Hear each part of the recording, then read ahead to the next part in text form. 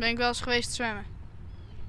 Nou, en het was wel leuk. Zoest er nou wel weer heen gaan of net? Nou, als een bacterie in zit, niet meer, nee. En ik wil niet ziek worden.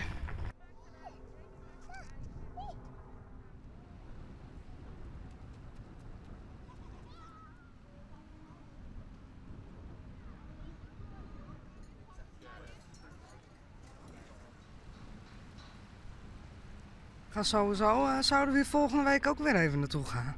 Ja, Om te zwemmen. ja, we hebben bij het strand en zwemmen. We hebben vakantie volgende week, dus het stond wel op de planning.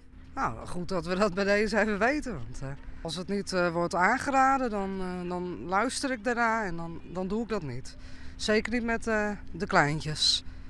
Want ja, je weet natuurlijk niet wat voor gevolgen dat zou kunnen hebben.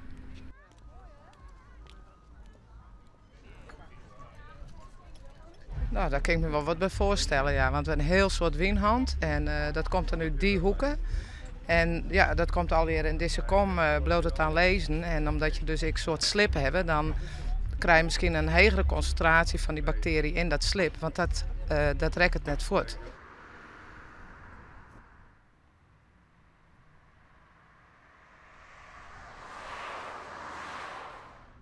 Zolang het wij hier zitten, dat is ondertussen 8 uur, hebben we dit nog net mooi maken. Dus echt de eerste keer.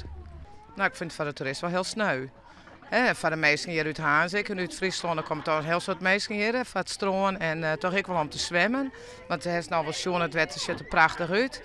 Ja, dan als het heet is en dan moest op het stroom lezen blijven, ja, dat is net lekker verfrissend. Dan was we graag even zwemmen.